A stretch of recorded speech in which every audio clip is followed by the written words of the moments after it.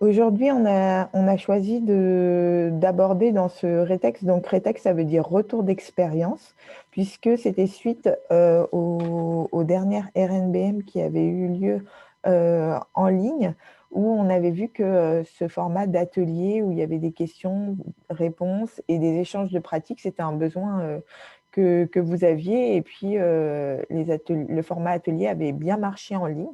On s'est dit que c'était sympa de poursuivre à travers ces retours d'expérience. Donc, on en a eu un il y a quelques mois de cela sur la réalisation de mix en bibliothèque pour valoriser ces collections, notamment patrimoniales. Et en faisant, au cours des formations qu'on a pu animer à la CIM, on s'est aperçu que le prêt d'instruments de musique, c'était un service qui se développait beaucoup en bibliothèque et sur lesquels vous, en tant que discothécaire, vous vous interrogiez. Et donc, on s'est dit que ce serait bien de pouvoir vous proposer un retour d'expérience, donc en plus d'un service qui marche depuis quelques années à Cherbourg, mais je vais laisser Stan vous en dire plus. J'en profite juste pour vous préciser, pour ceux qui ne le sauraient pas, que la CIM organise chaque année des rencontres nationales euh, de discothécaires de 2 jours, et que là, ça se passera à Limoges le 14 et 15 mars, lundi et mardi. Et il reste encore quelques places, donc si vous voulez, vous pouvez voir sur notre site. Et sinon, vous n'hésitez pas à adhérer à l'association ou à faire adhérer votre collectivité à l'association pour nous aider, nous soutenir et continuer de pouvoir vous proposer ce genre d'événement. Voilà, donc je remercie Stanislas d'avoir accepté de nous présenter le service qu'il a mis en place à la bibliothèque de Cherbourg, et je vais le laisser intervenir. Alors n'hésitez pas, comme on l'a déjà dit, à poser vos questions dans le chat. À la fin de l'intervention de Stan, on pourra poser les questions. Voilà. J'arrête pour ma Bon. part de parler. Je reprends donc. Vous m'entendez bien? Tu m'entends bien? Oui. D'accord. Donc bonjour, donc je suis Stanislas Chapelle de la bibliothèque de Jacques Prévert de Cherbourg en Cotentin.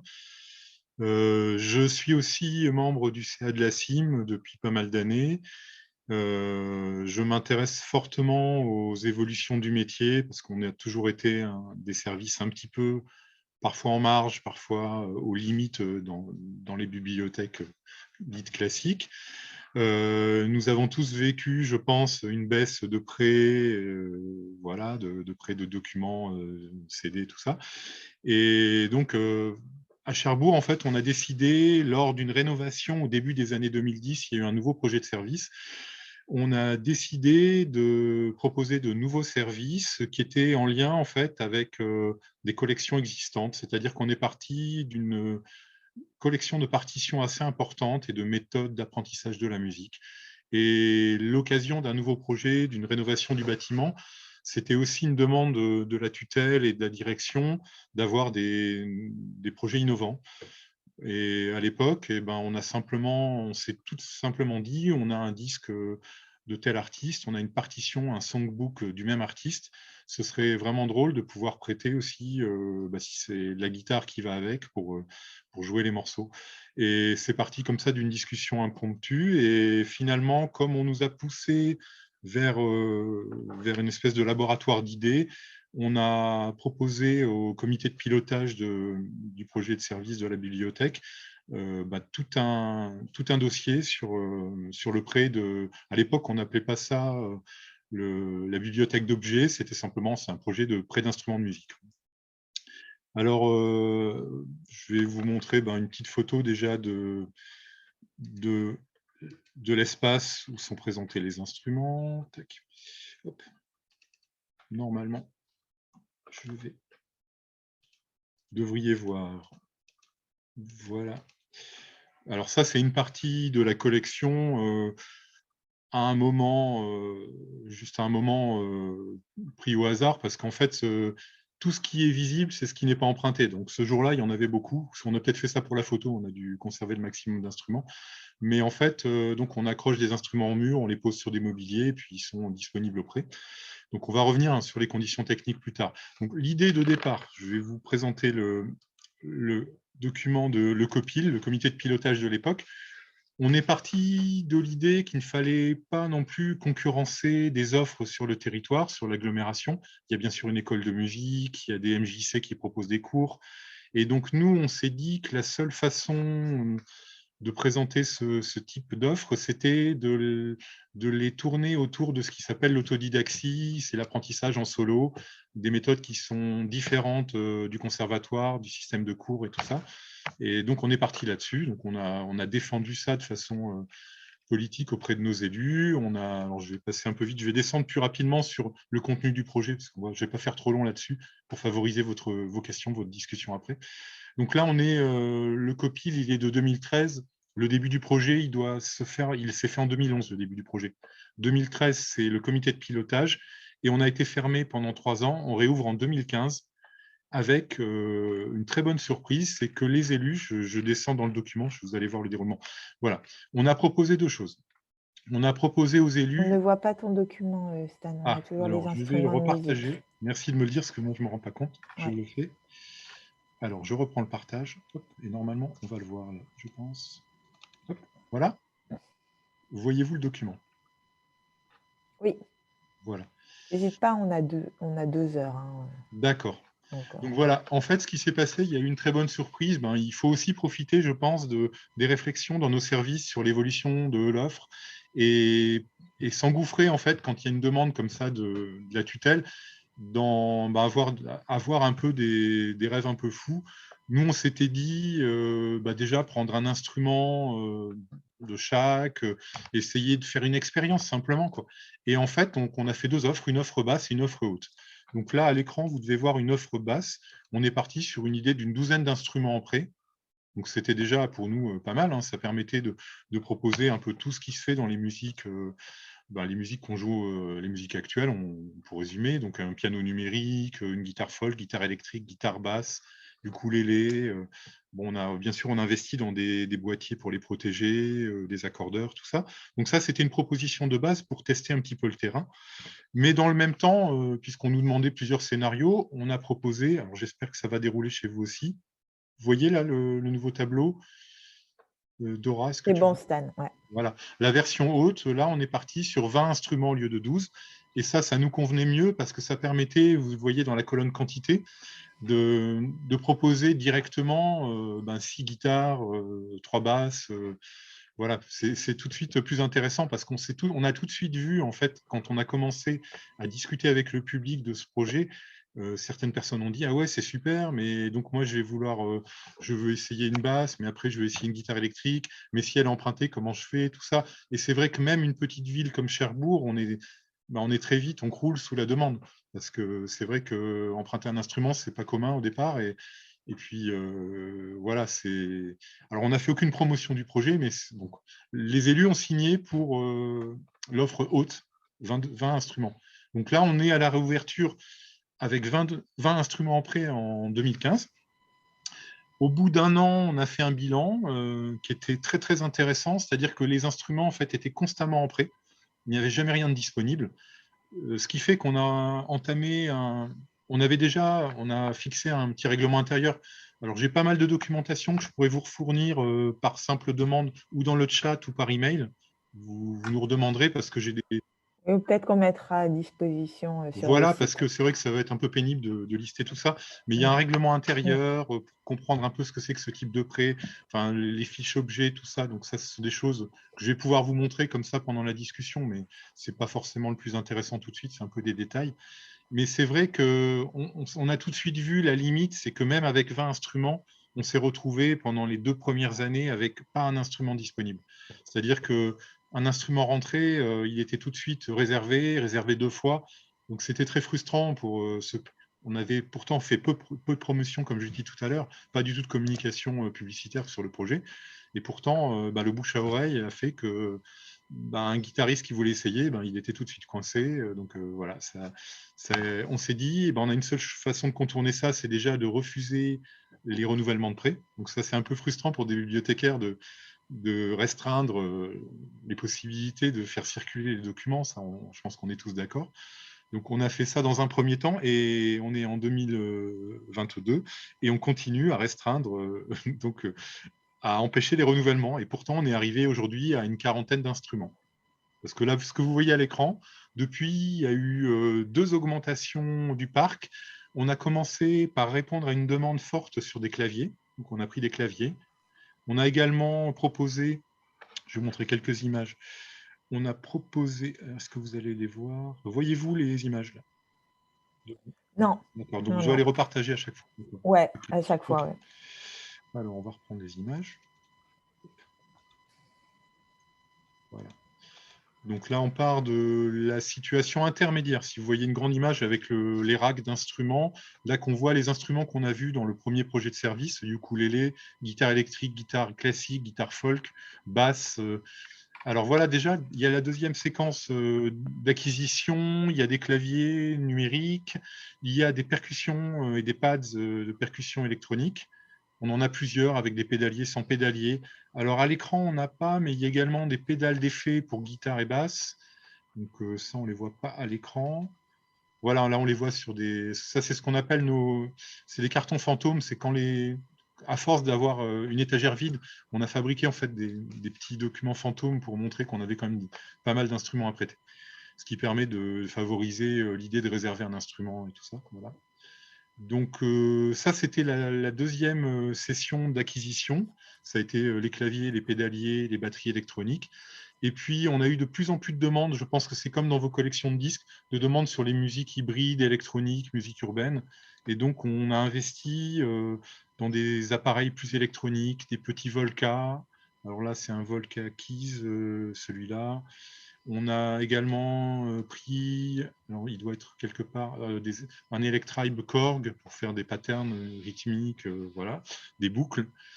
On a également acquis un autre instrument assez intéressant que je vais vous présenter parce qu'il est assez original. C'est un instrument fait en Normandie. Donc pour nous, on est en ex-Basse Normandie, en Normandie. Et donc, on essaie aussi de favoriser la fabrication locale. Donc, il y a des luthiers qui s'appellent Dulci. Dulci, c'est un peu l'idée d'une pomme assez douce. On est le pays de la pomme, du cidre, tout ça, voilà, du Calvados. Et donc, le Dulci, c'est un instrument. En fait, on ne peut pas dire que c'est une guitare, ni un ukulélé, même si ça a 4 cordes. C'est un instrument électrique avec quand même une caisse de résonance qui existe en lutherie bois ou en carbone. Et en fait, cet outil, ça permet de jouer autant du folk que du blues électrique, d'improviser des choses. Et donc, en fait, au bout de cet instrument, on peut brancher un jack, des pédales d'effet, tout ça, où on peut jouer même, répéter tranquillement, parce qu'on retrouve, en fait, on peut jouer tout à fait des morceaux de rock, de chansons, parce qu'on retrouve toute la structure d'une guitare, finalement, même s'il n'y a que 4 cordes. Et donc ça, c'est un instrument, on favorise un petit peu l'innovation locale. C'est un instrument qui a été pas mal présenté dans les salons et les foires d'instruments de musique, parce que c'est vrai que c'est original. Difficile à présenter aux gens, parce que ça ressemble un peu à rien, c'est tout petit, et voilà, avec la petite tête de mort en haut du manche, qui est leur signature. Donc ça, la Dulcie, c'est assez sympathique. Dans le même temps, au-delà des musiques électroniques, donc avec l'Electribe et le Volca, j'ai pas la photographie là, je crois, mais on a commencé à acheter des instruments plus, on va dire, musique du monde. Donc on a un Caron, le petit tabouret percussif qu'on utilise dans les musiques cubaines, des Caraïbes. Et on a dans le projet d'augmenter une proposition sur des instruments plus de musique ethnique, de musique africaine, de musique sud-américaine. Mais je pense qu'après, tout ça, c'est pour présenter le projet global, mais à chacun d'avoir son inventivité quand on est sur ces projets-là, de répondre à son public, à son territoire, à des demandes spécifiques. Nous, on voit bien, parce que je vais évoquer le projet, là, je n'ai pas regardé s'il y avait des gens de Toulouse, mais on a démarré ce projet et Toulouse l'a fait à peu près en même temps que nous, avec une collègue de la CIM également, qui n'est pas là, je crois, aujourd'hui. Je ne crois pas. Non, non, Amandine Amandine Ménard, n'est pas non. en ligne. Et donc, le projet de Toulouse est intéressant un autre titre. Alors, il y avait un peu moins d'instruments. Alors, on a prévu certainement dans le courant de soit de cette année, soit de l'année prochaine, de proposer un deuxième retour d'expérience justement, de Toulouse Voilà. pour qu'il y ait 2 présentations, complémentaires. D'accord, c'est pas mal. Parce qu'en fait, ce Ouais. que j'évoque juste en résumé, pour ceux qui ne seront pas là forcément la prochaine fois, c'est que Toulouse a fait un choix très intéressant, c'est d'avoir ce qu'ils appellent aussi un genre de music box, c'est-à-dire un espace pour jouer dans la bibliothèque, un petit peu insonorisé, où on peut jouer, ou alors avec ce qu'on appelle un jam hub, un boîtier dans lequel on peut jouer ensemble sous des casques, mais jouer ensemble. Nous, dans notre établissement, ce n'était pas possible au niveau spatial d'organiser ça. Donc, hélas, le seul instrument qui est en libre service sur place, c'est un piano numérique et les gens peuvent jouer au casque dessus. Un très bon piano numérique à toucher piano, mais voilà. Et lui, on ne peut pas l'emprunter parce qu'il est très très lourd. Je ne l'ai pas en photographie. Voilà, donc ça c'est pour le projet global. Ensuite, qu'est-ce qui s'est passé sur l'évolution? Les statistiques sont toujours très bonnes, alors que le reste des statistiques, globalement dans la bibliothèque, en plus avec l'épisode Covid, a tendance à être un petit peu délicat. Un bilan, baisse de la fréquentation, donc la baisse des prêts, voilà, un public qui ne vient plus bon, pour l'instant. Donc voilà. Ce que je pourrais dire également, là, c'est sur le retour d'expérience, on l'a fait régulièrement, tous les ans, on fait un petit bilan à la fois des stats de prêt, mais également de la diversité socioculturelle. Alors, on s'est rendu compte que c'était très, très partagé. On a deux publics qui dominent. C'est le jeune public, c'est-à-dire souvent des adolescents, plutôt préadolescents, adolescents, jeunes adultes, souvent qui viennent, alors quand ce sont des très jeunes avec leurs parents, des parents qui voient bien que l'enfant a envie de découvrir des instruments, mais qui n'osent pas ou les inscrire en école ou dans des MJC où ils donnent des cours, mais plutôt l'idée, c'est peut-être qu'il ne va pas aimer, donc il préfère essayer une guitare électrique, une basse, un clavier. Donc on est un petit peu un lieu de découverte avec voilà, une possibilité de se tromper. On voit bien qu'on sert à ça. Alors, ça, c'est le premier public, je pense que c'est le plus important. Le deuxième, c'est quasiment à part égale, on est sur 20% à peu près à chaque fois. C'est le public des jeunes retraités, des gens qui ont toujours rêvé de se mettre à la musique. Et comme on a beaucoup de méthodes, bon, il y a toutes les méthodes qu'on connaît bien aussi en ligne, je pense, pour les gens qui suivent des tutos. Donc, c'est des gens qui se remettent à la musique ou qui écoutent beaucoup de musique et qui se disent, je vais essayer quand même de jouer de la guitare, du piano, tout ça. Donc ça, c'est un deuxième public assez important. On a un troisième public qui est vraiment pas, qui est très important en nombre, alors qui nous pose quelques soucis parce que c'est le public en difficulté sociale.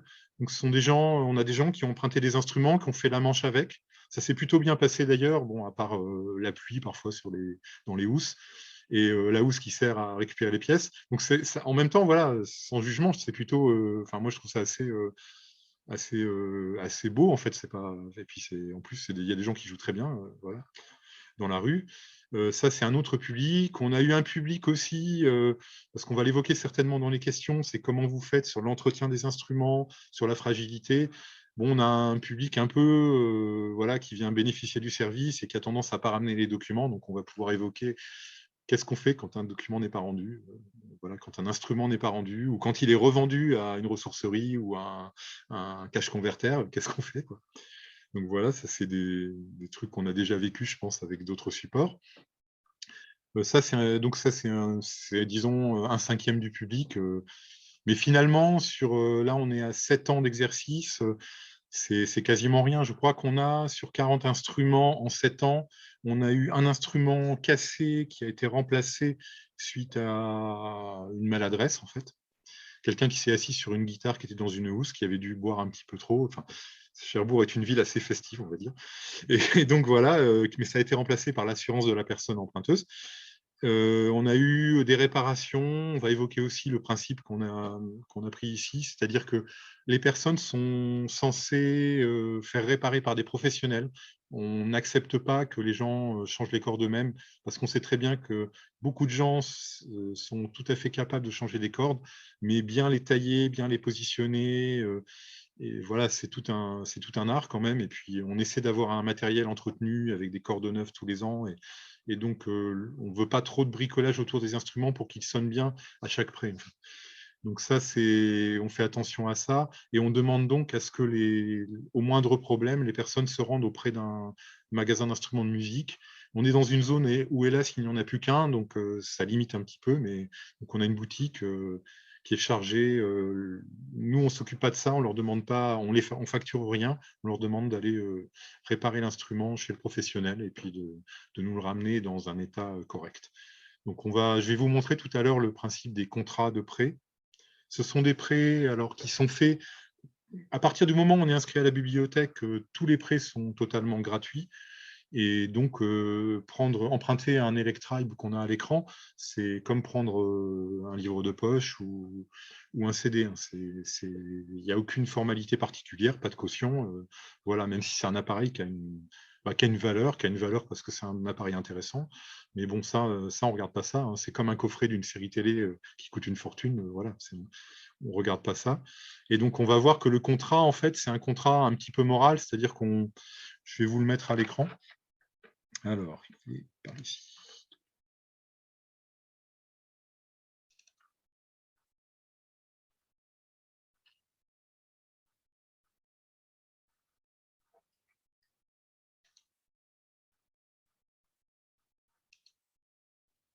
Excusez-moi, je l'ouvre. Il faudra que tu départages et repartages. Ouais, j'ai vu que ça fait un bouton rouge là. Ouais. Je vais reprendre le partage et ça devrait passer. Voilà. Donc on avait la photographie tout à l'heure de l'Electribe Korg, un petit instrument de musique électronique.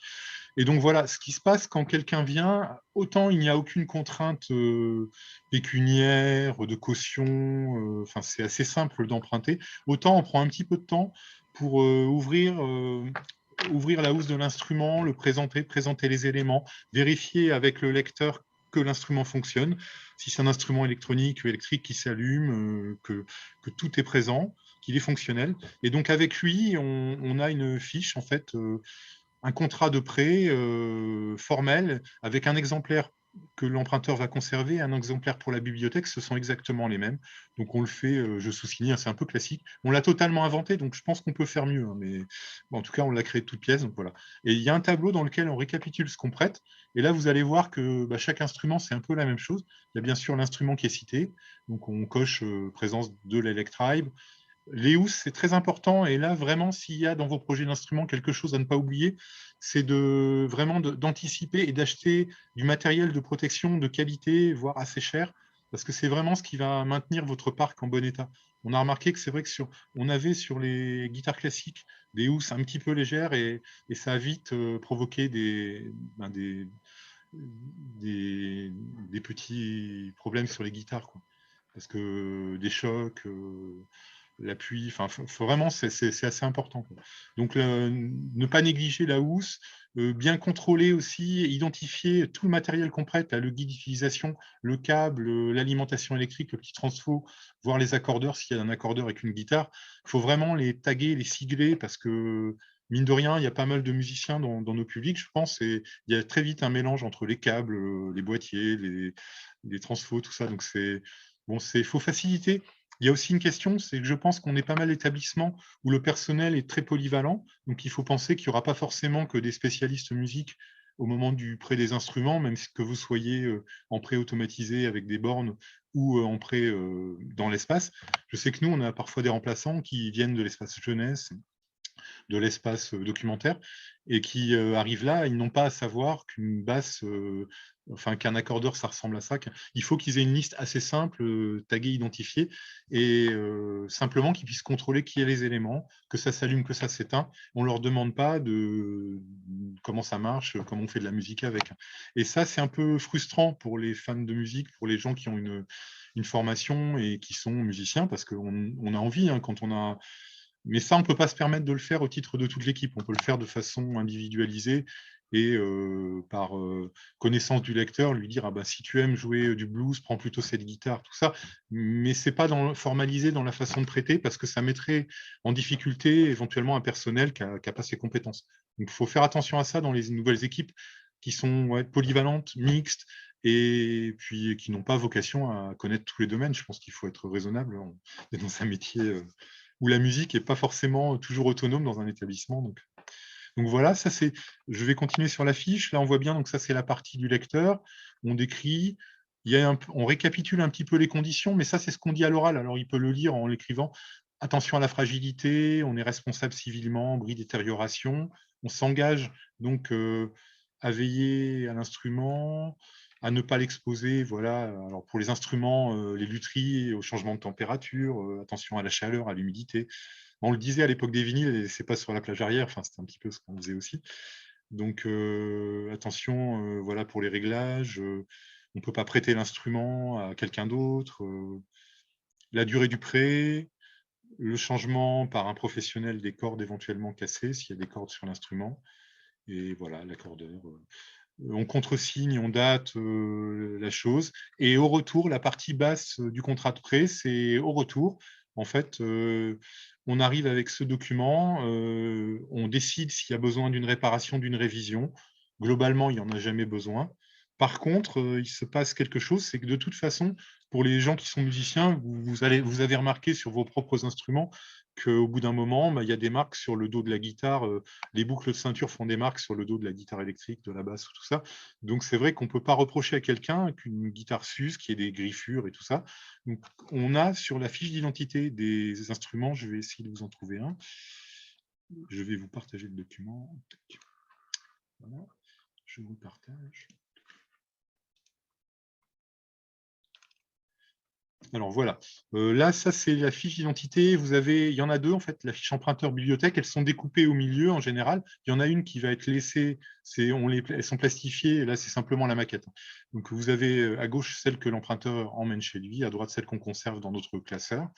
Donc on voit bien, là, quand on prête une guitare, on a une guitare, un médiator, un accordeur, une housse et un ampli casque, parce qu'on a décidé aussi d'éviter des instruments trop lourds, trop encombrants, impossibles à emprunter quand on a déjà des livres, des BD, des DVD, tout ça. Donc on s'est refusé à prêter des amplis de guitare et basse volumineux. Donc ce sont des mini amplis casques sur lesquels on peut ou rebrancher sur une source, sur une chaîne hi-fi ou sur son casque, et on peut jouer comme ça chez soi. Voilà. Donc là, on voit bien qu'il y a les deux fiches. Et en fait, au dos de ces fiches qui sont plastifiées, il y a en fait la fiche d'identité de l'instrument, c'est aussi l'identité et son historique. C'est-à-dire qu'à chaque changement de corde, on ajoute la date, changement de corde. Éventuellement, il y a un plan de l'instrument avec les endroits où il a été abîmé. Donc, s'il y a une grosse rayure au dos de la guitare électrique que vous voyez, on va mettre un trait, on va dire attention, éclat à tel endroit de la guitare. Je ne sais pas si on peut également la housse, si elle est un petit peu marquée par une brûlure de cigarette, je ne sais pas. Voilà, tout ça, on l'indique parce qu'on ne va pas reprocher aux gens que le matériel vieillit. Mais bon, tant qu'il est fonctionnel, hein, c'est un petit peu comme la méthode de quand on va pilonner, on vérifie la fonctionnalité. Bon, un instrument, ce n'est pas obsolescent globalement. C'est pas voilà, si c'est complet et fonctionnel, en général on garde. Et il faut vraiment qu'il soit très très abîmé. Pour l'instant, on n'a pas pilonné. Donc voilà pour les fiches instruments. Ensuite, je vais arriver à un dernier point. Mais 14h30. Alors, image Electra Dulci. Le catalogage. Donc je reviens sur le sujet parce que la première fois qu'on a eu des instruments, c'est se poser beaucoup de questions pour les intégrer. Au début, c'était une expérience. On pensait simplement faire ça un petit peu en dehors du catalogue et trouver des formes peut-être plus manuelles avec des fiches papier, ce qu'on fait quand même hein, pour les contrastes, que vous avez bien compris. Mais il a fallu formaliser ça et puis on a trouvé ça intéressant de les intégrer au catalogue comme des documents. Donc, on a développé des notices et des fiches d'exemplaires. Et donc, on a paramétré ça. Alors là, ça ne va pas forcément parler à tout le monde parce que à Cherbourg, on est sur un logiciel libre de bibliothèque qui s'appelle Koha. Bon, c'est un SIGB qui est quand même assez commun. Hein, mais voilà, ça vous allez peut-être être un peu perdu. Donc, je vais vous partager à l'écran la fiche de catalogage.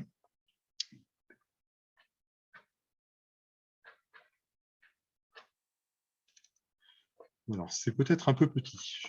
Ça risque d'être petit, mais je ne crois pas que j'ai une version. C'est des captures d'écran. Je ne vais pas avoir plus grand. Donc, en fait, c'est tout simplement pour vous montrer qu'en fait, on a... Alors, est-ce que j'ai la partie marque? C'est plus intéressant. Voilà. Voilà. Alors, en Unimark, on a fait ça assez simple. On a identifié, enfin, on a un peu détourné la façon de cataloguer un document. On a surtout fait un descriptif, en fait, dans les zones 200. On a fait quelques notes générales. Et en fait, la partie qui nous intéressait le plus, en fait, on fait une fiche par type d'instrument. Et ensuite, on a des exemplaires, donc c'est ce que vous voyez au-dessus. Et c'est cette partie-là qui nous intéresse le plus. C'est qu'en fait, on a plus de description de l'instrument dans l'exemplaire, où on parle, en fait, là, ce que vous voyez en haut, sur la description physique de l'instrument, avec les finitions. Quand on est sur des guitares, on a des manches ou palissandres ou des manches érables. Voilà, des mécaniques différentes, des formes. Là, on est sur une guitare folk. On a des formes plus massives ou plus creuses.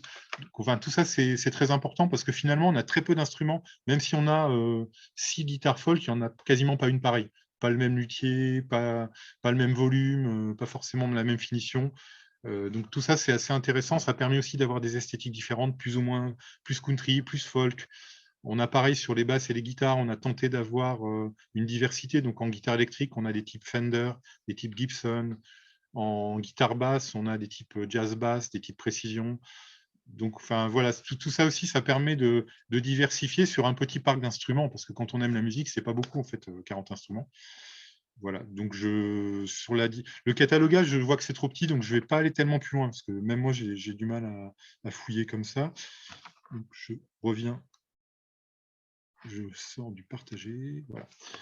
Et voilà, Dora, je crois que j'ai fini la description globale, parce que j'aimerais mieux répondre à des questions, en fait, après, parce qu'il y a Oui, beaucoup de détails dans le retour oui, d'expérience, hein. tout à fait. C'est le nom de l'animation aussi. Voilà. Je vais juste en profiter, moi, du coup, pour te poser quelques questions que j'ai notées un peu au fil de l'eau comme ça, et parce qu'il n'y a pas de questions dans le chat, donc comme ça va permettre. N'hésitez pas, si vous avez des questions, à les noter. Moi, je me demandais, du coup, tu as dit qu'il n'y avait pas de communication qui était faite autour. Est-ce que vous avez monté des animations autour de ce prêt Oui, très bonne question, Dora. Parce qu'en fait, on a eu deux formes d'accompagnement au début, et il y en a une qui est pas, à laquelle on ne pense pas forcément, qui a été très importante. Alors, on a pu le faire parce qu'on était en... Bon, le projet de service a permis, bon, il y a eu une fermeture, déménagement multiples et tout ça, mais avant de réouvrir, et on a eu le temps, en fait, de proposer à l'équipe une formation aux instruments de musique. C'est-à-dire les utiliser, apprivoiser chaque instrument, connaître le nom, qu'est-ce qu'un chevalet, combien il y a de cordes pourquoi il y a 4 cordes sur une basse, 6 cordes sur une guitare, comment c'est accordé. On nous a fait jouer, des instruments. Tout le monde n'était pas à l'aise, c'était ouvert à tout le personnel. Je crois qu'on a une dizaine de personnes sur les 24 qui pouvaient venir, qui sont venus. On a eu jusqu'à 6 séances, je crois. Et c'est vrai que c'est un truc, il faut y penser avant de penser public. Là, si on a le temps effectif de le faire, c'est important d'apprivoiser en fait le parc d'instruments. Même pour les collègues qui ne vont pas forcément être en musique, parce que c'est vrai que ça donne une culture d'équipe. Et je pense que c'est très bien. Et puis, ça permet quand même de mieux communiquer derrière, parce que là, tu me parlais de communication. Nous, on n'a pas eu les moyens, parce que la communication, c'est plutôt faite sur la réouverture, les horaires, le réseau, et puis les conditions d'inscription. Ils ont juste dit, oui, il y a des instruments, maintenant il y a de la RFID, enfin voilà, c'est des robots. Ça n'a pas été plus loin. Et on n'a pas ressenti le besoin, puisqu'on ne pouvait pas répondre à la demande. Je sais qu'à Toulouse, ils en parleront, mais ils ont fait des cartes postales, des médiators avec des siglés, tout ça. C'est super, mais bon, on n'a pas eu le temps, on n'a pas eu les moyens non plus, en fait. Ouais. Et du coup, ça a permis de lever certaines réticences, le fait peut-être, ou il n'y avait peut-être pas de réticence à ce projet dans votre bibliothèque. Alors aussi, il y avait une peur, hein. Il y a une peur, dès qu'il y a des nouveaux documents, il y a eu cette peur quand on a remis les vinyles aussi, oui, mais c'est fragile, comment on va faire? Enfin, dès qu'il y a un nouveau document, quand il y a eu à l'époque des CD-ROM, ça remonte, hein, pour ceux qui se rappellent, il fallait vérifier des choses. Sinon, chaque nouvelle collection entraîne des peurs, un manque de confiance. Je pense que l'idée déjà d'offrir la possibilité d'apprivoiser tranquillement, de laisser venir ceux qui ont envie. Donc, on a quelques collègues qui se sont vraiment engouffrés dans le truc, qui ont eu envie de les emprunter, d'essayer. C'est comme sur les jeux vidéo, sur les jeux de société. Il y a des gens qui les ont emmenés à la maison, et je pense qu'il n'y a pas mieux. Après, dans les fiches de poste, les objectifs annuels, dans les entretiens individuels, bien sûr qu'on peut favoriser une implication plus importante. Et voilà, mais il faut aller assez doucement, hein, parce que si on va contre l'équipe, au-delà de la tutelle, enfin voilà, c'est déjà, faut gagner la partie au sein de son équipe, il faut travailler ensemble, quoi. C'est vrai que sinon, on va vite se retrouver comme le problème, la patate chaude de l'établissement, le truc où il y a toujours des problèmes parce que il manque quelque chose, ça marche pas, les gens sont pas contents. Enfin, tout ça, on peut l'entendre sur beaucoup de sujets dès qu'on sort du CD ou du livre. Hein. Enfin, ça peut tout de suite provoquer des complications. Donc ça, c'est la partie interne. Et en externe, on a proposé des petits ateliers. Il y en a eu 4. C'était en fait comme des masterclass, mais très très ouvertes, pas sur inscription, sur par exemple la guitare blues. Donc c'était les accords du blues, ou alors comment, enfin les pédales d'effet. Enfin, c'est des choses comme ça, des choses assez techniques sur un sujet, sur un instrument. Et du coup, ça permet de rebondir sur des questions qui sont faites Ouais, dans le j'en vois. chat. Du coup, ces masterclass étaient animés par des profs des écoles de musique. Vous avez eu un partenariat avec eux?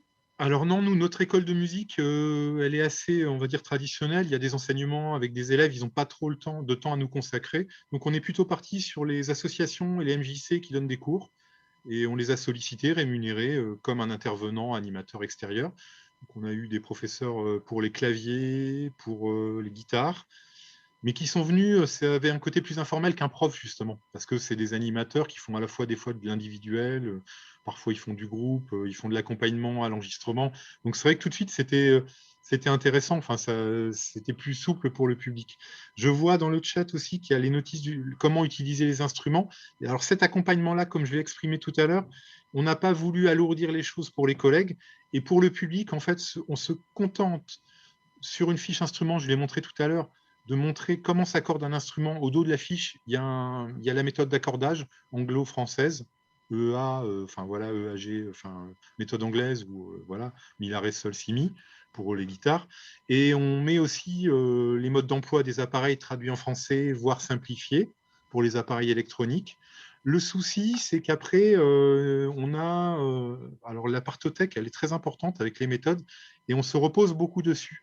Et on n'a pas décidé justement de mettre vous vous empruntez un ukulélé, vous avez une méthode de ukulélé plus un CD de ukulélé. On n'a pas choisi ça, on est plutôt là pour accompagner ça et dire venez dans le rayon méthode de ukulélé, on a ça, suivant votre niveau, vos demandes, il y a ça pour les enfants, il y a ça pour vous, il y a ça pour...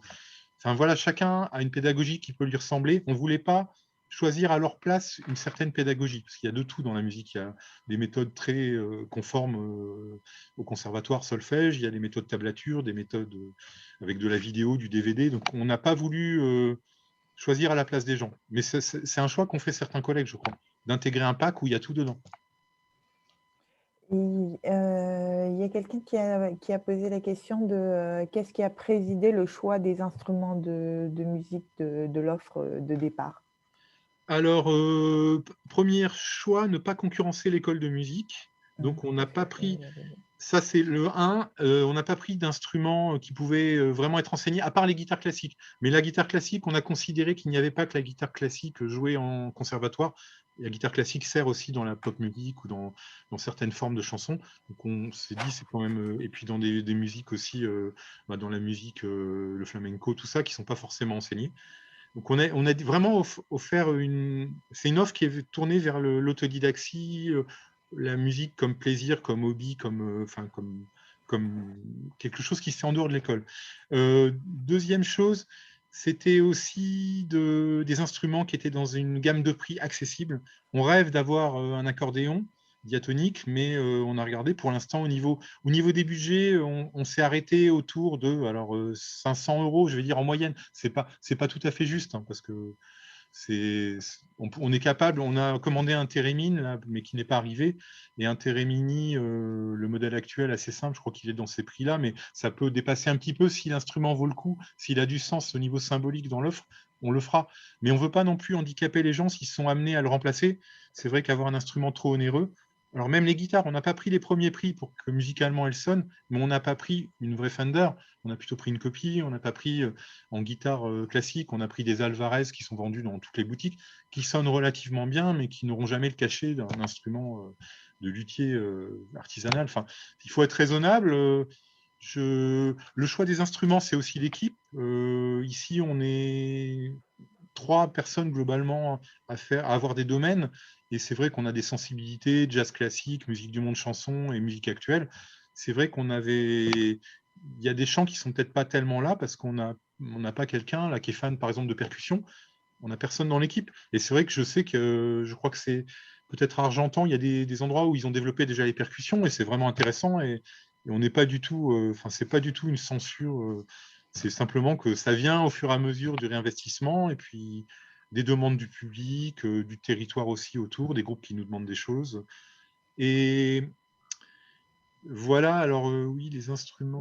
Du coup, certains instruments, vous ne les avez pas acquis parce que vous n'aviez personne pour pouvoir faire une démonstration au public de ces instruments-là, pouvoir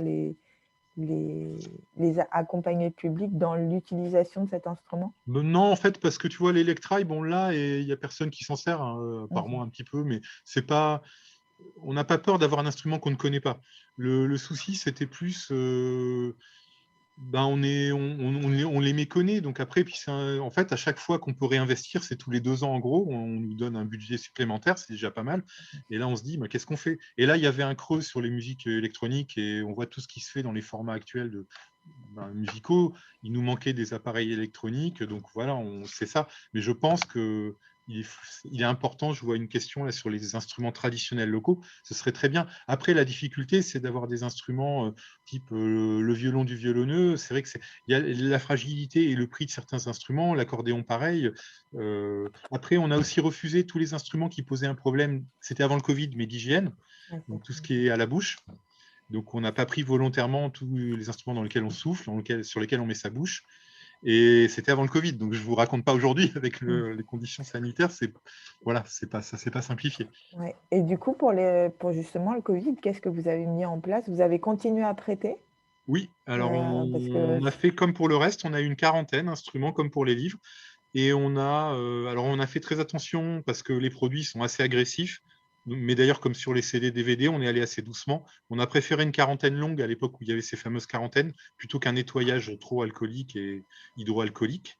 Et par contre, on nettoie et on entretient, mais de façon au-delà du Covid. Enfin, on enlève les traces grasses, on nettoie la table des instruments, on entretient les cordes pour éviter la corrosion. Enfin, c'est comme on ferait avec n'importe quel objet.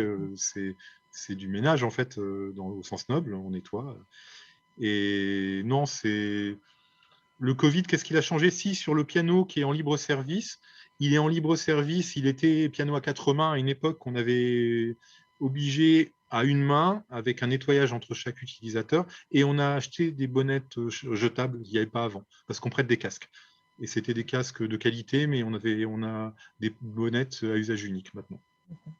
il y a quelqu'un qui posait également la question de savoir si vous aviez eu des relations avec la bibliothèque départementale autour de ce prêt d'instruments. Eh ben oui, parce qu'on a commencé il y a longtemps et eux se mettent à ce projet dans la Manche et c'est intéressant.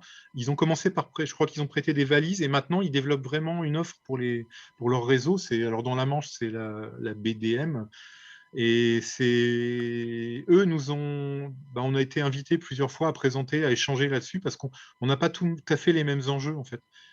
Parce que c'est vrai que c'est sur des territoires qui sont assez différents. Il y a un accompagnement qui est offert parfois. Il y a eu la forme des valises. C'est, je ne sais pas si on travaille avec eux forcément. Et puis, je pense qu'on a des retours d'expérience. Et c'est pour ça, tu vois, le rétexte aujourd'hui, c'est aussi intéressant parce que je ne sais pas si tout à l'heure, des gens qui ont déjà un projet en cours vont pouvoir amener des réserves sur certains sujets, amener des idées, des évolutions du projet. Moi, je suis demandeur parce qu'on est chacun dans notre coin. Ça part de nulle part. Il y a 10 ans, en gros, il n'y en avait pas. Maintenant, il y en a au Canada, il y en a dans la plupart des nouveaux projets. Donc, Et c'est puis intéressant. on avait vu quand pendant les rencontres nationales, il y avait eu la Réunion qui avait Jean-Fred Filien qui avait présenté leur prêt d'instruments de musique qui était du coup totalement différent du Oui, nôtre c'est super. et qui était super, hein. On espère à un moment donné l'avoir pour présenter sa médiathèque. Mais, ouais.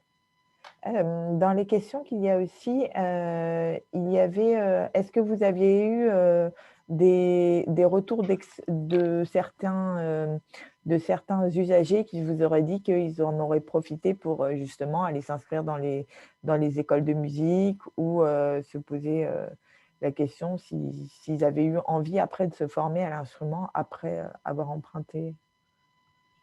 Alors, on a des gens, oui, qui ont envie d'aller plus loin dans l'instrument. Non, ils ne nous parlent pas vraiment de leur parcours individuel. On nous a parfois demandé qui peut me donner un cours de piano. Ça, oui, mais ça existait avant. Avant, on avait un tableau d'annonce, donne cours de piano, échange, cherche batteur. Enfin, on avait un tableau un peu d'annonce musicale dans la section. Mais c'est fini, ça. Il faut que ce soit propre, notre bâtiment. Donc, on n'a plus ce genre de tableau en liège qui était bien utile. Mais non, non, on n'a pas ça comme retour. Après, il y a non, je réfléchis. Non, on n'a pas vraiment. Par contre, on a des demandes spécifiques depuis, comme le projet est installé. C'est dommage que vous n'ayez pas tel type d'objet musical, tel type des pédales d'effet, et cet instrument électronique. Pourquoi vous n'avez pas ça? Moi, ça me. Et aussi, donc, c'est parce que les gens, on a un usage étrange. Alors, on est, pour ceux qui connaissent Cherbourg, on est à la pointe, comme le Brest, mais à la pointe du Cotentin. Et comme on est très loin, on est souvent l'endroit où, enfin, les gens partent d'ici, en gros, quand ils ont 18 ans, ils partent à la ville, ils partent à Paris, Caen, Rennes, et ils reviennent aux vacances. Et aux vacances, les musiciens, ils viennent pas dans le train ou en voiture avec leurs instruments. Et il y a beaucoup de réservations pour les vacances. Si c'est un des publics, je voulais l'évoquer, on parlait des publics. Le public, je prends un instrument pour les vacances. C'est un peu le contraire de la bibliothèque qui est en sommeil pendant les vacances. Sur les instruments, c'est le contraire. Ils veulent des instruments pour passer l'été à rejouer de la guitare. Voilà, et c'est des fortes demandes. Et pour ce qui est de la médiation, est-ce que vous organisez des échanges de pratiques, entre les personnes, qui, empruntent leurs documents, enfin les instruments? Est-ce qu'il y a ces échanges? Il y a des scènes, par exemple pendant la fête de la musique, est-ce que vous proposez d'inviter les gens qui ont utilisé des instruments à faire quelques démos ou non, ça marche tellement bien du coup? C'est pas que ça marche tellement bien, ce que tu dis, on aimerait beaucoup le faire, mais on n'est pas assez nombreux en fait pour faire une médiation. On ouvre, c'est déjà compliqué d'avoir des plannings remplis pour ouvrir. Je pense que c'est le cas avec le Covid, ça s'est accentué avec des agents qu'on voit plus. Donc c'est compliqué et on en rêve depuis des années. Là, on est en train de se dire, et ça va être un des sujets des RNBM, de comment travailler avec d'autres structures, des salles, des assos, des salles de concert, voire les studios d'enregistrement, parce que je crois qu'on est plutôt en réduction de moyens et d'effectifs dans pas mal d'établissements, même de grandes villes. Et donc, il va falloir apprendre peut-être à travailler de façon plus transversale, mais au-delà de nos murs et de nos structures. Et nous, le questionnement, c'est de réussir à faire effectivement ces échanges avec le public et les studios et les salles de programmation, en fait, faire un accompagnement des pratiques amateurs ou semi-pro et peut-être héberger de temps en temps voilà, des discussions, des rencontres sur comment enregistrer une démo, comment faire de la MAO, tout ça. Mais ça, nous, on n'a pas les moyens humains en fait, pour le faire et ni le temps en fait, dans nos plannings. Mmh. Il y a une question aussi sur, est-ce qu'il y a eu des instruments qui ont adaptés aux enfants qui ont été, proposés? Alors non, Peut-être vu l'offre, on n'a pas fait d'offre gaucher non plus, si vous avez peut-être pas vu sur les photos. On n'a pas pris de basse guitare gaucher. Considérant que c'est le premier instrument pour découvrir, on sait bien que, enfin moi je peux dire en connaissance de cause, je suis gaucher et je joue de la basse droitier parce que déjà on en trouve plus sur le marché de la musique. Les instruments de gaucher sont beaucoup plus chers et plus rares. Donc tant qu'on n'a jamais joué, autant commencer droitier, même si on est gaucher.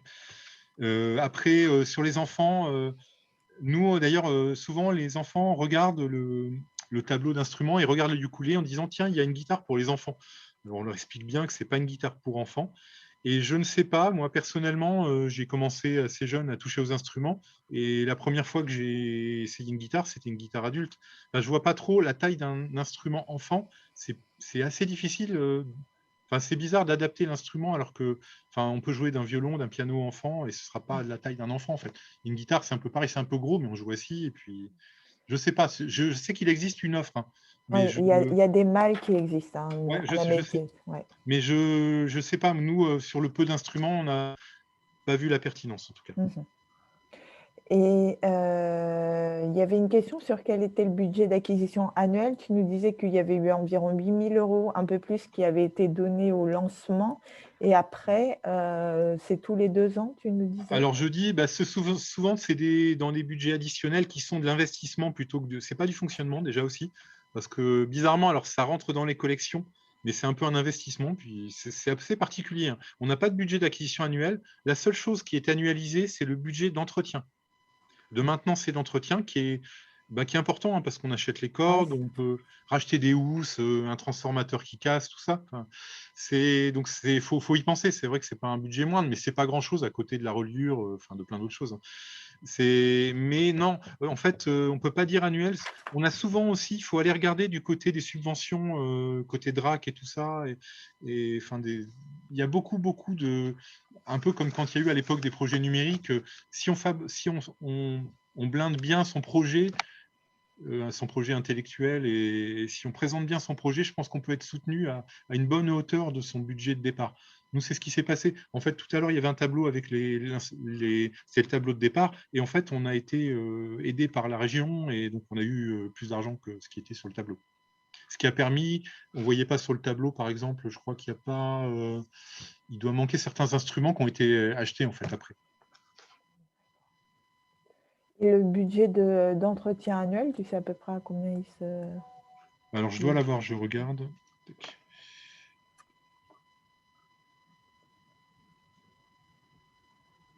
N'hésitez pas si vous avez d'autres questions, même à prendre la parole. Alors voilà, je vais essayer de vous le mettre à l'écran. Alors il a peut-être changé parce que les prix changent et on a dû le remettre. Je vais vous partager ça. Tac. Voilà, alors on avait, là c'était pour le projet 20 instruments, du coup on était resté là-dessus au départ, le projet 20 instruments. Est-ce que je vais pouvoir… Non, je ne peux pas le dégager. Vous êtes comme moi, vous ne voyez pas la droite du tableau? Ouais. Ah, alors attends. Attends, nous on voit tout, hein. Ah, tu vois tout? Tout, ouais. Ok, super. Là on voit que sur 20 instruments, on était à 420 € pour l'entretien courant de 20 instruments. Donc, on voit le changement de corde. C'est un peu abusé parce qu'en fait, les basses, on ne les change pas tous les ans, mais on se sert de cette provision budgétaire pour ce qui peut arriver sur autre chose. En fait, on a gardé dans la ligne budgétaire, on a à peu près cette somme qui a dû un petit peu augmenter parce qu'on a plus d'instruments. Maintenant, on est à près de 40. Et donc, on doit être passé, je crois, on n'est pas tout à fait à 800, mais ça marche en fait. En ayant chaque année cette somme-là, c'est assez confortable pour changer une housse, pour la faire réparer par une couturière, ou enfin voilà, des choses comme ça, quoi.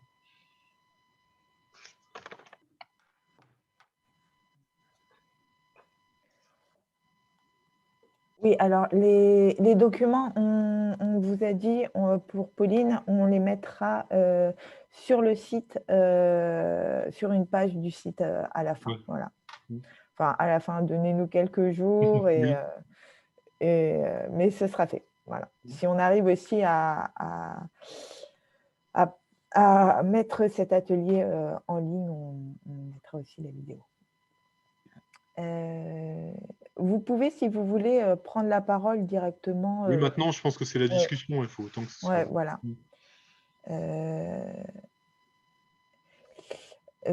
Juliette de Lyon nous demandait si ça avait une valeur juridique ou si ça avait le contrat que vous faites signer, ou si c'était juste pour responsabiliser. Il me semble que tu nous avais dit que c'était pour responsabiliser. Ah oui, Plus un contrat moral qu'une véritable valeur juridique. en fait, ce qui domine tout ça, c'est quand on s'inscrit à la bibliothèque, dans le règlement intérieur de la bibliothèque, quand on signe pour s'inscrire et qu'on a une carte de lecteur, on s'engage en fait sur ce qu'on emprunte. Et en fait, c'est l'engagement qui est valable pour un livre, il est valable fatalement pour un autre objet de la bibliothèque. Je pense que là-dessus, il n'y a aucune ambiguïté, en fait. Donc, je ne sais pas si c'est plus légal que ça. C'est passé en conseil municipal, donc c'est validé par les élus. Donc, je pense que ça a une valeur, mais voilà.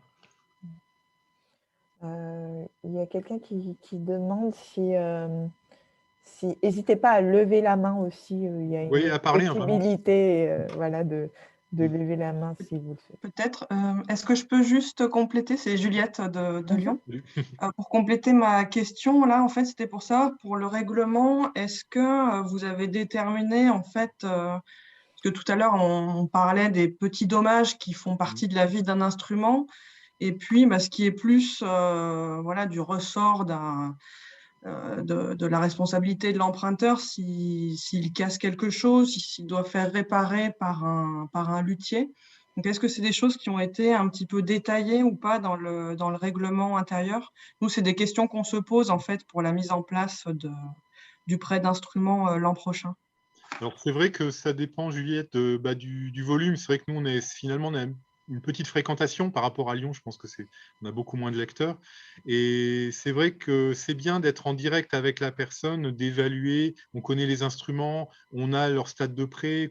S'ils sont sortis 70 fois, 80 fois, que là, il y a une rupture du chevalet d'une guitare, que ça se décolle, on ne peut pas tout à fait accuser le lecteur. Donc, c'est vrai que nous, on s'est arrêté sur des réparations simples. Éventuellement, s'il y a une casse complète, c'est l'assurance du lecteur où il se la fait voler. Il y a eu un vol aussi, je n'ai pas dit tout à l'heure, mais ça a été assuré par l'assurance de la personne. Mais c'est vrai que c'est vraiment au cas par cas, ce serait difficile d'écrire. Et si on écrivait, je pense que ça pourrait aussi, on a évité les contraintes et de faire peur, parce que c'est vrai que si on commence à leur dire ça vaut tant un Electribe ou machin, il y a des gens, les parents vont même pas vouloir que leur ado emprunte l'Electribe. Ils vont dire non, toi, c'est pas pour toi. Et donc, on évite tout ça. On fait croire finalement que c'est juste un document parmi les autres. Et c'est plutôt vrai parce que c'est assez solide. Il faut voir que la plupart des instruments, quand on est musicien, on sait que ça voyage dans des conditions particulières quand il y a des tournées et que c'est une vie plus difficile que la vie de prêt en bibliothèque en général. Et puis, vous n'êtes pas les seuls, enfin, pour avoir assisté à d'autres présentations de prêt d'instruments de musique. Et du coup, Juliette, je ne sais pas si vous étiez là quand on le disait, mais on va essayer de reproposer ce rétexte sur les instruments de musique avec une autre structure pour voir une autre façon dont ça a pu être mis en place. Mais pour avoir assisté, en fait, en général, les détériorations sont très minimes.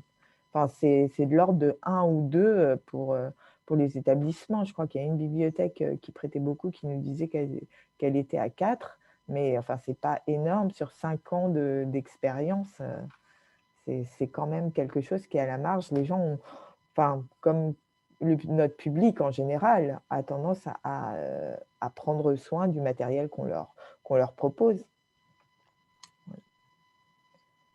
Est-ce que certaines personnes se sont déjà lancées et voudraient partager leur retour d'expérience ou leur questionnement peut-être? Sinon, il y avait une question sur s'il y avait eu une convention avec la boutique dont tu parlais qui était à Cherbourg. Oui, alors comme c'est le seul, effectivement, et le dernier, on l'a favorisé dans le marché public, ça ne peut pas se dire, mais si, en fait, on a tout fait pour que ce soit lui. C'est plus simple pour nous aussi de pouvoir ramener un instrument, on peut y aller à pied, en fait, donc c'est quand même pas mal. Et donc, on le favorise, et effectivement, dans le petit contrat qu'on a vu tout à l'heure, fatalement, s'ils ont besoin de réparer, ils vont aller chez lui. Après, il est proche de la retraite, la boutique ne sera pas reprise, donc on va se retrouver avec la première boutique, je crois, à 150 km quasiment. Donc, ça va être compliqué d'avoir du SAV sur des instruments, de les récupérer rapidement. Et ça, là, ça va commencer à faire des frais de route aussi. Donc, c'est vrai que ça va changer. Hein. C'est vrai qu'on ne peut pas tous imaginer qu'on a la même situation. Je vois, enfin, la France est suffisamment diverse pour que ça puisse être plus ou moins compliqué, en fait. Tu y as déjà plus ou moins répondu, hein, Éléonore du Havre qui demandait justement toujours ce vol, si ça avait été bizarre, formalisé dans le… C'est les craintes des discothécaires, j'ai l'impression. Si ça avait été formalisé dans le règlement intérieur. C'est comme s'ils ne ramènent pas enfin, je sais pas, les documents comme un coffret de Game of Thrones complet, ça coûte vraiment très très cher. Hein, donc je ne sais pas enfin, ce que vous faites. Hein. Nous, on a soi-disant, on a les retours, les lettres de rappel, enfin les SMS de rappel maintenant.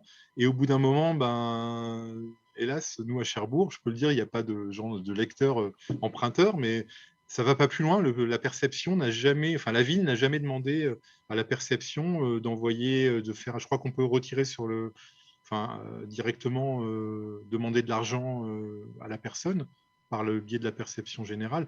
Nous, c'est jamais arrivé. Hein. Je crois que la ville préfère qu'il y ait des pertes plutôt que d'avoir une image de quelqu'un qui demande au trésor public d'aller chercher de l'argent. Enfin, mais c'est tellement rare, voilà, que ça vaut peut-être. Enfin, ça vaut pas le coup de se dire qu'on le fait pas à cause de ça, en tout cas. Ouais, c'est ça, ça peut être. C'est aussi pour ça que sont faits ces rétextes, pour aussi vous rassurer sur certaines pratiques qui peuvent occasionner de la peur un peu inutilement, puisque dans les faits, ça n'arrive quasiment jamais. Euh, Est-ce qu'il y a quelqu'un d'autre qui voudrait intervenir? N'hésitez pas à prendre la parole. Sinon, moi, je me demande, du coup, il y avait eu également une question un peu comme ça dans le chat, si du coup, il y avait quel, combien il y a de personnes dans ton équipe qui jouent des instruments de musique et qui du coup, oui, peut renseigner les lecteurs sur des pratiques. Alors, dans les faits, dans l'équipe musique et cinéma, c'est un espace commun. On est 6, 7 à circuler dans cette section. En musique pure, on est 5, donc 4 équivalents temps plein. Ce qui fait que, et dans les musiciens, j'ai une collègue qui est pianiste, contrebassiste, je suis bassiste et c'est tout. Donc on n'est que 2 à pratiquer de la musique un peu, mais on n'a vraiment pas envie de le dire en fait, ou de le mettre en avant. On se contente de leur montrer, ben, ça s'allume comme ça. On les envoie directement, on les accompagne bien vers une méthode qui correspond à leur niveau. On est là quand même pour dire, ben là, pour accorder, là, c'est comme ça, mi, la, ré, sol. Mais on essaie de ne pas être trop ni surplombant vis-à-vis d'eux et surtout pas vis-à-vis du collègue qui peut être là l'heure suivante. Parce qu'en fait, nous, on est sur des plannings, on est d'heure en heure et on change de poste. Et donc, c'est vrai que si on laisse son poste alors qu'on est en train de renseigner sur des instruments, il faut que ce soit assez simple. Voilà. Il y a Laurent du Morbihan qui disait que les instruments circulaient entre plusieurs bibliothèques et qu'il y avait juste une révision annuelle et que ça marchait bien aussi, que ça avait un gros succès. Donc, tant mieux, voilà, c'est encore une bonne expérience. Et d'ailleurs, si Laurent veut partager des documents, qu'il n'hésite pas non plus à nous les transmettre pour leur projet. Ça peut toujours aider les autres. Bertrand me demandait quel axe de développement dans les 5 à 10 ans. Tu nous as dit du coup peut-être plus de médiation s'il y a possibilité de travailler avec les structures locales, peut-être, c'est ça? Alors Est-ce que tu voilà, as d'autres tout à fait augmentations? ce qu'on va évoquer au RNBM avec Cyril Michaud de Lyon. Là, ça va vraiment Donc, être un gros sujet parce que les territoires, on a des contraintes fortes maintenant et je pense qu'il va falloir travailler avec d'autres. Et également, alors juste Stan, tu peux peut-être rappeler le nom de la table ronde dans laquelle tu interviendras du je l'ai coup. pas lu. Alors, comme on a Oui, plus, enfin, c'est sur les territoires et tu peux pas m'aider, tu l'as pas oui, sous les si, mais c'est musique. En fait, le sujet des musiques et rencontres territoires. nationales de Limoges, c'est musique et territoire. Et c'est comment travailler avec les structures locales qui sont proches de vous pour développer votre offre, pour concevoir d'autres partenariats. En fait, comment travailler avec eux pour améliorer nos services. Et ça va être la thématique. Et comment améliorer les services, mais aussi comment développer les publics. Enfin voilà, donc il y a 3 tables rondes qui sont prévues et le programme est en ligne, n'hésitez pas, il reste encore quelques places pour s'inscrire et ce sera le 14 et 15 mars. Et c'est vraiment une demande forte des collègues que cette thématique et je pense vraiment que ça va tous vous intéresser. Voilà, Oui, donc justement, bah, dans la médiation à venir, à 5 ans, moi c'est pas mal, 5 ans, c'est vrai, mais même à 2 ans, en fait, c'est de développer la médiation. Et là, on a enfin eu les premières réunions. Alors ici, on est passé en agglo brutalement il y a presque 2 ans, et le réseau bibliothèque est embryonnaire, donc c'est un peu compliqué aussi. Donc il y a beaucoup de révolutions dans le métier, mais il y a des révolutions dans le local, donc c'est un petit peu compliqué. Mais on a enfin réussi à se voir il y a un mois avec tous les professionnels des musiques actuelles, c'est-à-dire salles de concert, associations, les programmateurs les programmes d'animation de la ville sur la période estivale et tout ça. Et en fait, on a décidé donc de se voir régulièrement, de travailler ensemble et de mettre en place des choses. Tu parlais tout à l'heure avec le public.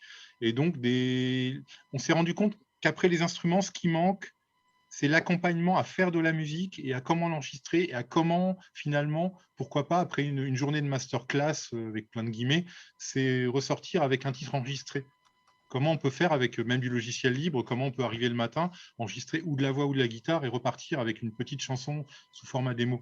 Et ça, c'est un projet qui me paraît important parce qu'on a du mal en région. Les tremplins sont surtout dans les très grandes villes, les métropoles, et sur les villes un peu moyennes, on a beaucoup de mal à faire remonter des formations musicales locales. Et donc, il y a un trou entre les professionnels et la pratique amateur. Il y a un vrai trou. Il y a beaucoup de pratiques et il y a assez peu de passages, au moins à un stade semi-professionnel, quoi, à formaliser les choses. Donc, on aimerait bien être présent là-dessus.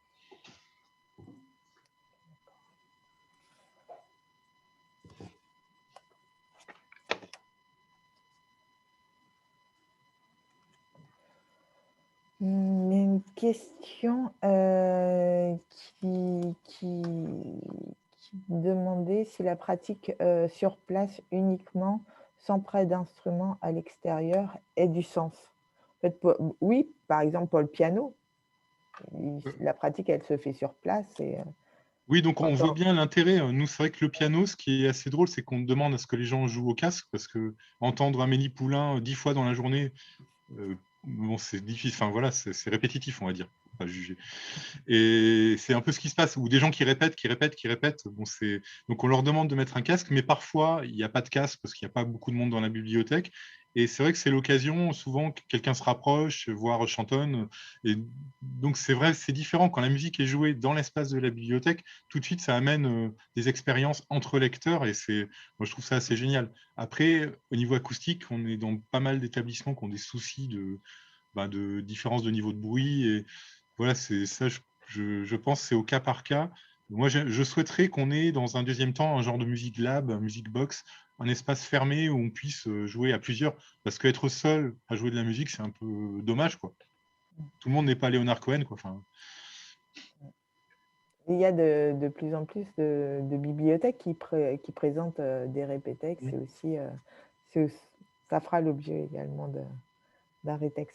Et moi, je me posais la question, puisque là, il n'y en a plus dans le chat et personne n'ose prendre la parole, n'hésitez pas.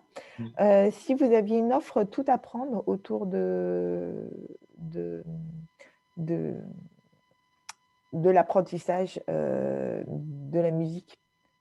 Oui, on les a dans le bouquet, mais en fait, bizarrement, je pense que je peux dire ça au nom de tous mes collègues, on ne va jamais sur les services numériques en ligne. D'accord. Donc, on est un peu comme on ne va jamais sur l'OPAC, en fait. Mais voilà, donc non, on est mauvais élèves là-dessus. Je suis certain qu'il y en a parce que j'ai vu ça sur d'autres sujets que la musique et il y a une belle offre quand même sur Tout Apprendre. Et effectivement, nos lecteurs ont accès aux services en ligne de Tout Apprendre. Mais non, et on ne s'est pas du tout connecté et on est vraiment, ça serait intéressant effectivement de mettre en valeur, voire par des flyers quand on prête les instruments. Très bonne idée. Et n'hésitez pas à intervenir ou dans le chat ou en prenant la parole, parce que je pense que même des questions qui apparaîtraient ou naïves ou incongrues, je pense que en fait, il y a beaucoup de questionnements et d'expériences diverses sur ce sujet, parce que on est dans une zone un peu, une zone assez libre en fait. Quand on a créé le projet instrument, on s'est retrouvé, j'ai expliqué tout à l'heure, les musiciens qui font la manche. Est-ce que c'est un problème ou pas? Ça a fait hurler certaines collègues et d'autres étaient super heureuses. Donc voilà, mais ça ferait des... C'est comme la médiathèque musicale de Paris, ils ont choisi de laisser le piano à disposition du public pendant 1 heure par jour. Et puis après, ça a progressivement augmenté parce que en fait, on s'est vu, il s'est avéré que ce qu'on craignait, c'est-à-dire que les personnes jouent toujours la même chose, etc., c'était relativement à la marge et qu'en fait, c'était plutôt très bien toléré par les autres lecteurs qui fréquentaient les espaces. Donc, des fois, on a des peurs, donc on hésite à tatillon comme ça. Et puis, en fait, au fur et à mesure, on ouvre plus le service. Mais c'est bien de voir petit à chaque fois pour développer. Il y a quelqu'un qui demandait si vous organisez des scènes ouvertes pour favoriser les artistes locaux de votre bibliothèque. Si oui, à quelle fréquence? Non, on n'en a pas assez qui se révèlent à nous, en tout cas des artistes locaux. Aussi, il faut noter que depuis on a réouvert en 2015, on est passé au robot de prêt et on a vraiment perdu mais presque tout le contact avec le public en fait. Les gens rendent aux bibliothèques, aux étagères de retour automatique les documents, donc on ne sait pas ce qu'ils empruntent, on ne sait pas qui a emprunté quoi. Et c'est vrai qu'à part le moment où on fait le contrat de prêt de l'instrument, ce qui est presque une chance, c'est un des seuls trucs qu'on ne prête pas de façon sur un automate en fait. Il faut du rapport humain. C'est assez génial parce que sinon on ne voit pas les gens, donc on ne voit pas non plus les musiciens qui pratiqueraient en échangeant autour des disques et de la musique. Ça a vraiment été ouais, une perte de 80% de la communication. Il y a des journées, on parle à 2 personnes dans l'après-midi, alors qu'avant c'était le centre de notre métier, quoi, de conseiller, donc voilà, non, à Cherbourg en tout cas, et on a une scène, alors on a une programmation depuis une vingtaine d'années de concerts de toutes les esthétiques, avec toujours dans la programmation annuelle 1 ou 2 artistes locaux, mais dans un auditorium qui est dans le sous-sol de la bibliothèque. Est-ce que Laurent voudrait prendre la parole pour témoigner un peu de l'expérience du Morbihan qu'il a partagé? Laurent est-il parti? Ou quelqu'un d'autre? Je ne sais pas si Laurent est encore avec nous. En tout cas, il a partagé une infographie de ce qui est proposé, eux, dans le Morbihan, qui s'appelle la Zicothèque. Ah, son micro est en panne. D'accord, bon, c'est pas grave. Est-ce qu'il y a quelqu'un d'autre qui aurait des questions? Ou est-ce qu'on aurait fait le tour pour le moment de la preuve? Est-ce que ça a donné à certains envie de se lancer? J'ai peut-être une question, parce que je ne suis pas sûre qu'on en ait parlé directement. En termes de fournisseurs, est-ce que vous êtes passé, parce que bon, il y a le magasin local, mais c'est peut-être plus pour de la réparation, mais est-ce que tout a été acheté au même endroit? Est-ce qu'il y a eu de l'achat à des fournisseurs en ligne? Enfin voilà, comment vous avez procédé? Alors oui, on a réussi à avoir à peu près tout chez le fournisseur local, sauf effectivement, on avait commandé un Térémine, on ne l'a pas eu parce qu'il n'a pas de distribution de Térémine, donc il va falloir passer par un fournisseur peut-être en ligne. Pour nous, ce sera sûrement ou un Thomann ou un Bax ou enfin voilà, un marchand en ligne. Oui, les grands. Et donc une formulation plus marché public simplifié, je pense. Ou on fera 3 demandes. En tout cas, et c'est la question aussi qu'on se pose, parce que là, on évoquait les instruments, mais je voudrais aussi en profiter pour parler du prêt d'objets, puisqu'on a évoqué tout à l'heure, enfin j'ai évoqué, mais je pense que vous pourrez partager vos expériences, la baisse des prêts. Et nous, on se rend compte que les gens ne sont plus équipés de platines pour lire les disques. Donc là, on est sur la recherche, si quelqu'un a une réponse d'un lecteur CD idéal à prêter, un peu plus solide qu'un Discman, pas trop gros, pas comme une platine de salon, genre le lecteur CD qu'on pourrait mettre dans sa voiture, mais aussi posé à côté de son ordinateur, parce que plus personne n'a de lecteur CD dans son PC, dans sa voiture, et on a des super CD à prêter, et il y a des gens qui ont envie d'en écouter.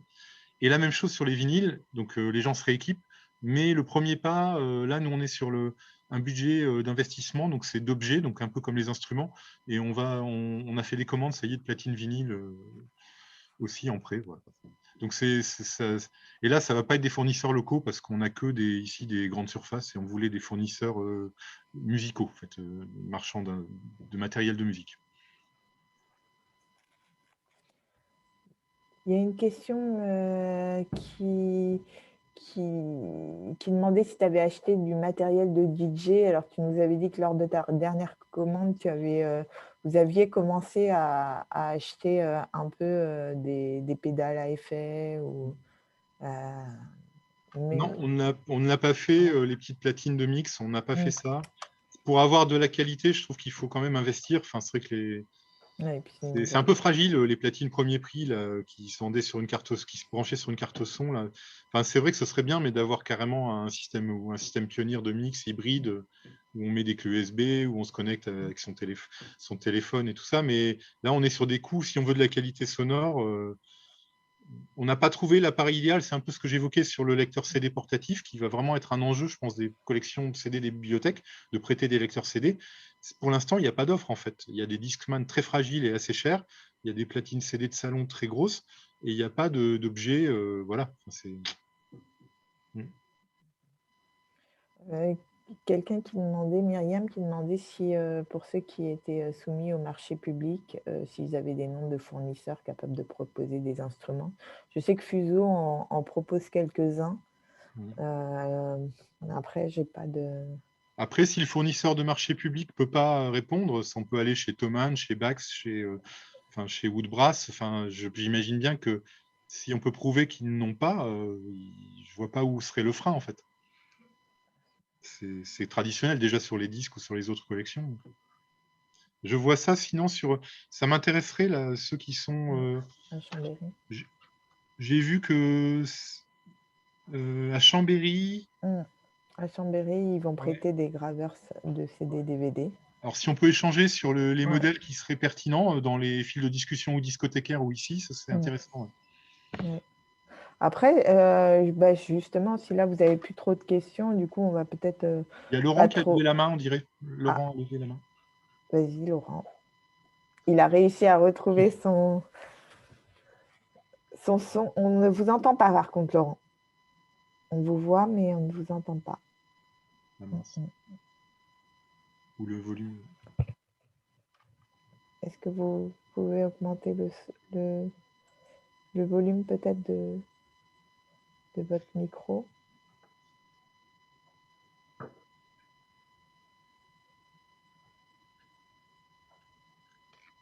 Donc, sinon, en attendant, il y a quelqu'un qui t'a donné une référence dans le chat d'un lecteur CD, apparemment. Non, Laurent, je suis désolée, on ne vous entend pas. Apparemment, vous êtes plusieurs à du coup proposer. Ce qui peut être fait, c'est qu'on comptait à l'issue de ce rétexte, vous demander un peu ce que vous souhaiteriez pour les prochains, puisqu'on essaye d'établir un calendrier pour en proposer régulièrement. Donc, n'hésitez pas à nous noter les besoins que vous auriez pour des prochains rétextes et je chercherai un intervenant, enfin, on cherchera tous un intervenant qui puisse vous proposer un retour d'expérience. Donc, ça peut être sur le prêt, justement, de platine et d'instruments d'écoute. Ça peut être... Je vais le noter. Bientôt un lecteur cassette. Est-ce que vous auriez d'autres questions? Sinon, de toute façon, ce qu'on peut faire, c'est peut-être donner ton mail, Stanislas, ou vous encourager à poser les questions sur la liste de diffusion. Oui, je mets mon mail. Hein, oui, voilà. Et puis moi aussi. Comme ça, si vous avez des besoins qui apparaissent, n'hésitez pas. Moi, je vais en profiter donc pour vous encourager à nous rejoindre en adhérant à l'association et puis voir si vous êtes disponible le 14 et 15 mars à nous rejoindre aux rencontres nationales. Donc, je vous remets le lien vers les inscriptions pour les rencontres. Voilà.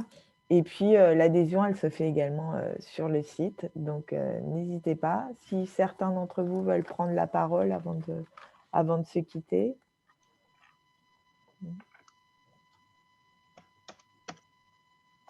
Donc, il y a une dernière question de Aurore qui demandait si les prêts de CD et une méthode de partition avaient augmenté avec ce service. Peut-être